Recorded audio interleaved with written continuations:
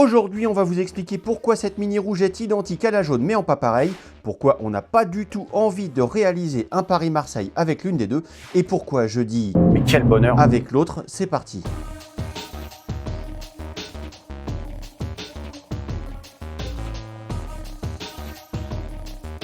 Les petites GTI à moteur essence ont quasiment toutes disparu du paysage. Renault Clio RS, Peugeot 208 GTI, Opel Corsa OPC, Ford Fiesta ST, toutes ont été sacrifiées sur l'autel du verdissement du parc automobile.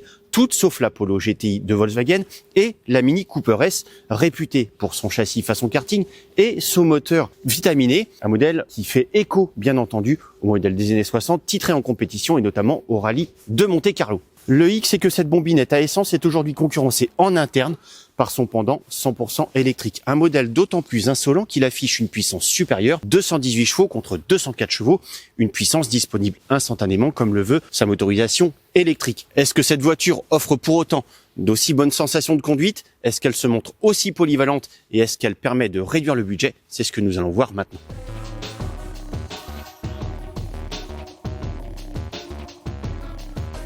Avant même d'en prendre le volant, je vais vous proposer un petit jeu des différences, car aussi incroyable que cela puisse paraître, et bien qu'elles affichent des proportions identiques, ces deux voitures reposent sur des plateformes totalement différentes. La version essence est toujours fabriquée en Angleterre sur une base de l'ancienne génération. La version électrique, quant à elle, est fabriquée en Chine sur une plateforme Great Wall Motor. Alors je vais vous laisser quelques secondes pour lister les différences que vous voyez, que vous allez pouvoir écrire en commentaire, et puis après, on les listera ensemble.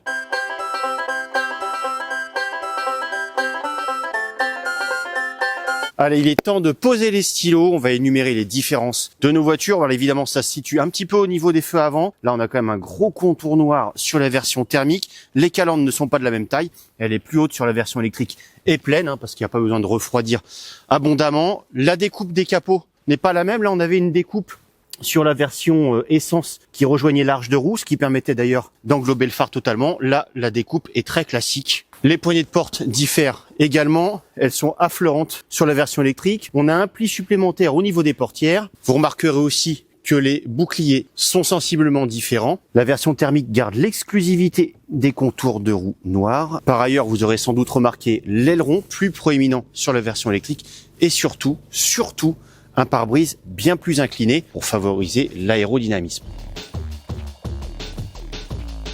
Alors à l'intérieur, les changements sont plus nuancés. On retrouve globalement dans cette version électrique la même ambiance que dans la Cooper S thermique. On a le grand écran central OLED, très sympa à utiliser, pas toujours très réactif, mais qui offre une belle définition et de belles couleurs. On a l'affichage tête haute, le sélecteur marche avant, marche arrière, ainsi que les modes de conduite sont situés exactement au même endroit que le levier de vitesse de la version thermique. En fait, les différences se situent surtout au niveau des contreportes qui sont pas du tout dessinées de la même manière, notamment la poignée pour la fermeture. On notera également que les bacs de porte sont un petit peu plus étroits dans cette version électrique. À l'arrière, ça reste petit, quelle que soit la version. On manque notamment de place pour les jambes quand on mesure 1,80 m et le coffre offre une contenance similaire avec 210 décimètres cubes au total. Allez, maintenant qu'on a fait le tour de nos voitures, il est temps de prendre le volant. On commence par le modèle électrique, la nouveauté. Très peu de bruit au démarrage, c'est une électrique, mais il y a quand même des modes de conduite qui offrent une expérience auditive. On va tout de suite se mettre sur le mode le plus sport, go-kart. Alors on retrouve un petit côté effectivement karting, c'est indéniable. Les prises de roulis sont réduites. On a de la précision dans la direction. On a une bonne consistance à la pédale de frein. C'est vrai que quand la voiture est déjà sur ses appuis et qu'on a besoin de resserrer la trajectoire, elle y va vraiment sans temps mort. C'est quand même très agréable. On a une suspension quand même ferme. Ça rebondit sur les bosses. Les départementales cabossées, c'est pas ce qu'elle préfère. On a un couple instantané. Ça, c'est quand même assez appréciable. Et c'est ça en fait qui est sympa avec les petites sportives électriques, c'est que on se pose pas de question de est-ce qu'on est sur le bon rapport, est-ce qu'on va avoir de la reprise, est-ce que la boîte va rétrograder. Non, pas du tout. On accélère et c'est parti. On peut même le faire à froid parce que là, il n'y a pas un risque d'endommager un moteur. Bon, il paraît que les batteries n'aiment pas trop ça, mais on n'a pas l'impression de faire mal à une mécanique. Alors par contre, ce qui est flagrant, on a un couple assez élevé, mais surtout instantané. Et comme la voiture est lourde, on a des pertes de motricité vraiment flagrantes en sortie de virage. sortie d'épingle quand la voiture est à basse vitesse. Si on appuie, on a une réponse instantanée et on a des pertes d'adhérence vraiment qui nuisent grandement à l'efficacité en sortie de virage. En fait, au quotidien, c'est très sympa parce que on a de la relance, on a de la reprise sans se poser de questions. C'est d'une facilité déconcertante. Donc ça, c'est un des gros avantages. Mais par contre, mécaniquement, il se passe rien. Là, vous entendez, on a un bruit qui rappelle des mauvais films de science-fiction. On n'a aucun contact privilégié avec la mécanique. Ça, c'est vraiment ce qu'on peut reprocher aux sportives électriques. Donc, on a une voiture simple, efficace, rapide et très facile à l'usage, mais assez peu enthousiasmante mécaniquement, il faut quand même le reconnaître. Allez, maintenant on va passer à la version thermique pour voir ce qui lui reste dans le ventre comparé à celle-ci. C'est quand même sympa un petit moteur essence comme ça. C'est pas un moteur très noble, ça reste un 4 cylindres 2 litres turbo, et cette petite sonorité, elle est vraiment sympa pour un 4 cylindres, c'est vraiment assez réussi. Ce qui est très marquant dans la version thermique, quand on pénètre à l'intérieur, c'est que déjà, il y a plus d'amplitude de réglage de siège. Je peux être vraiment plus bas, donc pour renforcer l'impression de karting. Ça, c'est évident parce que la voiture n'a pas de batterie dans le plancher. Donc, je suis quand même mieux installé que dans la version électrique. Et puis, effectivement, avec ce pare-brise et ces montants très verticaux, on a l'impression de respirer, d'avoir vraiment un bel espace devant soi. Alors, ce qui est drôle, c'est que quand on repasse à une voiture comme celle-ci, on note tout de suite les défauts typiques d'une voiture essence à boîte automatique. Surtout en mode normal comme ça, la boîte a tendance à privilégier les régimes les plus bas. Et là, on a du manque de couple. La voiture tarde parfois à rétrograder. Si on veut relancer efficacement, tout de suite, il faut parfois attendre. Mais on a aussi la possibilité de rétrograder avec les palettes. Et auquel cas, on obtient un couple équivalent à la voiture électrique. Et puis on peut privilégier un mode sport sur la boîte de vitesse, ce qui fait qu'elle rétrogradera plus souvent et elle tardera à monter les rapports supérieurs et du coup on aura un peu plus de couple disponible. Peut là aussi privilégier le mode le plus sportif, le mode go-kart, et dans ce cas on a une réponse plus vive à l'accélération. C'est sympa comme tout. Ah oui, puis alors là, ça se voit tout de suite. Premier virage, on a une direction tout de suite plus précise, un train avant plus réactif et en parallèle une direction consistante mais plus légère, donc un peu plus agréable. La boîte est pas très obéissante, donc on a affaire à une double embrayage. À cet rapport, elle est pas très obéissante au rétrogradage. Par exemple, là, je suis à 80 km/h, j'arrive dans une courbe, je voudrais rétrograder en 2. Elle pourrait le faire, mais elle ne le fait pas. Là, faut attendre 75 km/h pour qu'elle redescende la 2. Ça, c'est un peu rude, on a des trous entre les rapports. Mais en tout cas, on communique avec la voiture. Il se passe quelque chose. On sent qu'elle est plus légère. Elle pèse quand même 320 kg de moins que son homologue électrique.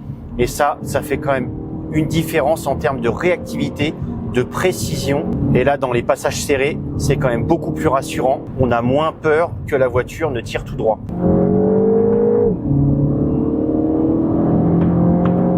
Autre avantage de la légèreté de la voiture, c'est que là, en sortie de virage, même si on a un couple équivalent, les roues avant ont moins tendance à patiner parce que effectivement, il y a moins à tirer.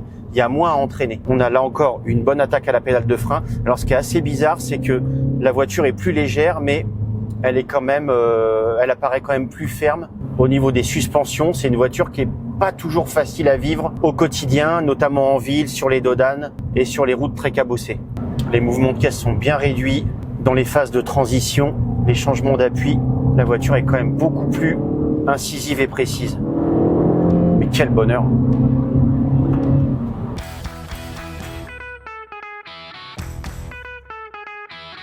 Alors, dernière chose à vérifier avec cette Cooper S électrique, sa capacité à voyager. On se doute qu'elle sera pas tout à fait aussi polyvalente que la version thermique, mais on voudrait quand même qu'elle ne soit pas trop contraignante. Direction donc l'autoroute avec des pointes à 130 km/h et on en profitera pour vérifier la consommation de la version essence. Hélas, malgré une consommation d'électricité raisonnable de 19 kWh au 100 km sur autoroute, l'autonomie de la Cooper SE apparaît limitée en raison d'une capacité de batterie aux dimensions de la voiture, à savoir 49,2 kWh utile. Ainsi, la sino-britannique ne vous proposera guère plus de 230 km avec le plein ou 180 km avec 80% de charge. Difficile à accepter même si les ravitaillements sont relativement courts. De son côté, la Mini Essence n'a rien d'un gouffre puisque sur le même parcours, elle a su se contenter de 7 litres au 100 km, soit un coût d'utilisation légèrement inférieur dans ces circonstances puisque l'électricité est très onéreuse sur les bornes en courant continu des grands axes. Alors bien sûr, la Mini Cooper SE se rattrapera à domicile avec un coût d'utilisation 4 fois inférieur lors des recharges, surtout en heure creuse. Par ailleurs, elle bénéficie actuellement de remises de 1 700 € qui la rendent attractive à l'achat, surtout dans sa version d'appel essentiel, d'autant que la version essence est frappée de malus. Mais le manque de faculté à voyager demeure problématique pour ceux qui imaginent tout faire avec leur Mini, y compris partir pour de longs week-ends. Par ailleurs, la SE se veut moins bon marché à mesure que l'on monte en gamme, notamment pour accéder à cette craquante finition JCW qui lui impose un pack d'options, certes généreux en équipement mais coûteux, un ensemble de choses qui nous fait préférer la version essence, certes perfectible avec sa mécanique moins évidente au quotidien, mais bien plus efficace, sensationnelle et engageante, et par-dessus le marché capable d'aller partout sans arrière-pensée, sans pour autant exploser le budget carburant, bref, une petite GTI comme on les aime.